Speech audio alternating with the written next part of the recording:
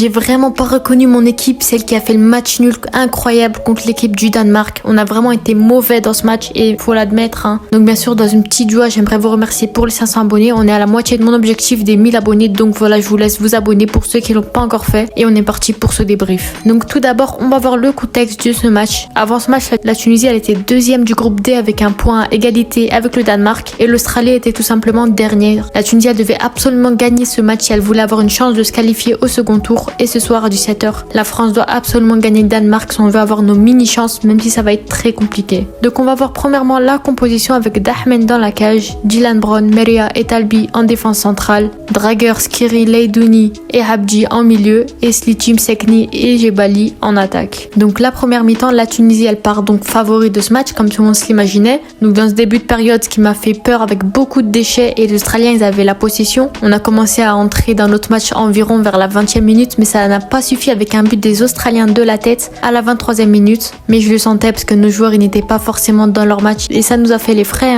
Mais franchement, je suis déçu de nos défenseurs sur cette action qui n'ont rien fait, surtout Drager, surtout parce qu'il était même pas sur la défense à ce moment-là. Et surtout qu'il y avait une faute juste avant d'Elias Skiri, donc l'arbitre, c'est vraiment un but pas mérité parce qu'il y avait une faute pour nous juste avant. Mais l'arbitre n'a rien vu comme d'habitude et il a sifflé but pour les Australiens. Bien sûr, le gardien il a rien pu faire face aux joueurs, donc c'est pas vraiment la faute de Dahmen.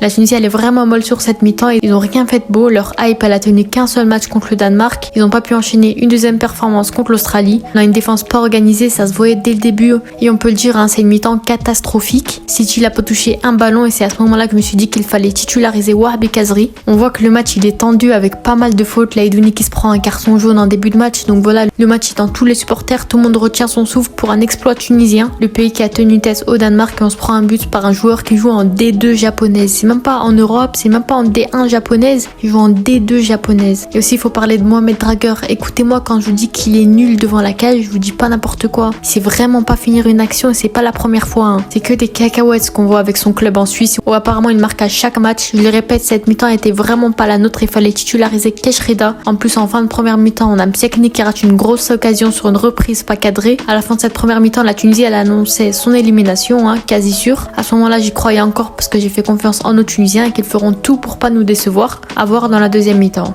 Là, à ce moment-là, tout reste possible puisque ça reste le même scénario que contre le Panama en 2018 où on a quand même fini par l'emporter, donc l'espoir de tous les Tunisiens y reste. Donc personnellement, à ce moment-là, j'aurais pensé à faire un changement Khazri à la place de Siti ou Keshrida à la place de Drager qui sont tous les deux invisibles et qui ne sont vraiment pas bons en ce début de match. Donc dans cette deuxième mi-temps, on commence avec un changement de Drager à la place de Ferjani Sassi qui reste déjà un petit peu meilleur que Drager mais qui n'a vraiment pas été bon au cours de ce match. Donc ça commence et c'est déjà plus dynamique. City se réveille un peu, mais le match il reste tendu avec les fautes. Mais en début de cette seconde période, le rythme des Tunisiens il reste le même avec 2-3 occasions à droite, à gauche, mais ça ne change toujours rien. Les joueurs ils restent tendus et ils savent que cette défaite elle risque de piquer pour la suite de leur mondial. On a Habdi qui se prend un jaune aussi, Leidouni il a vraiment fait un bon match, plutôt correct, moins bon que le dernier bien sûr, mais il sort à la place de Khazri qui fait enfin ses débuts dans cette Coupe du Monde et tout le monde l'attendait. L'Australie ils n'ont pas beaucoup d'occasions mais quand ils en ont c'est vraiment des grosses occasions. Ensuite on a un double changement avec les sorties de Brown et Djibali à la place de Keshrida et Tahia Senknissi, mais je comprends pas pourquoi ils rendent pas des vrais joueurs comme Hannibal et mettent Khazri en pointe et Msekni Hannibal en milieu offensif pour l'accompagner. J'ai vraiment pas aimé le coaching de ce match. Il faut pas vraiment remettre la faute sur le coach, c'est aux joueurs aussi de prouver et de faire un peu plus d'efforts. Il y avait déjà plus d'efforts dans cette deuxième mi-temps, ce qui était déjà plus encourageant, mais ça n'a toujours rien changé à la donne. Franchement je trouve que les 20 dernières minutes elles étaient les meilleures et qu'ils auraient dû jouer comme ça dès le début du match. Ils n'ont rien lâché et voilà,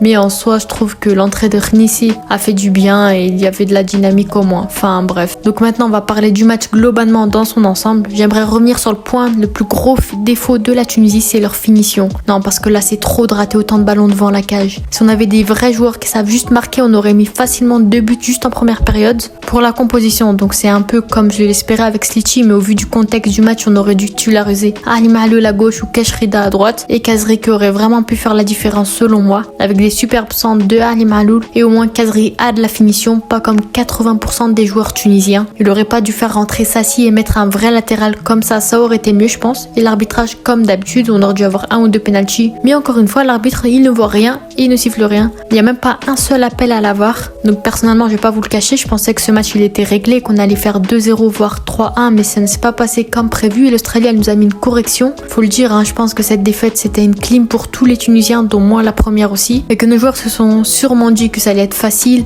après leur match nul contre le Danemark. Franchement, ils avaient déjà fait tout le travail contre le Danemark. Fallait juste gagner contre l'Australie, l'équipe la plus faible de ce classement, je pense. Bon, après, je dis juste, mais c'était pas si simple que ça, comme on l'a vu. Donc maintenant, il reste bien sûr des petites chances de passer en huitième de finale. Donc la première condition, c'est que la France, elle doit gagner avec 2 buts d'écart minimum aujourd'hui contre le Danemark. Que la Tunisie gagne contre la France mercredi prochain, ça c'est le point le plus compliqué. Et une victoire avec maximum 1 ou 2 buts du Danemark contre l'Australie. Et là, on a des chances de passer en huitième de finale. Donc bien sûr, ça va être quasiment impossible, mais faut jamais dire impossible. Donc voilà, j'y crois un tout petit peu quand même. Mais bon, voilà, j'aimerais donner un petit mot d'encouragement pour les autres pays, principalement pour les pays africains qui jouent cette Coupe du Monde. La France, bien sûr, et ma petite équipe que j'aime secrètement, dont je vous sortirai une vidéo en cette fin de match de poule. Ne vous en faites pas, il y aura encore les vidéos d'avant-match et des briefs contre la France. Bien sûr, on soutient nos pays jusqu'au bout. Et il y aura d'autres projets aussi, comme je vous l'ai dit dans la dernière vidéo. Donc voilà, c'est la fin de cette vidéo. J'espère qu'elle vous aura plu. N'hésitez pas à vous abonner, liker et partager. C'était Mignou.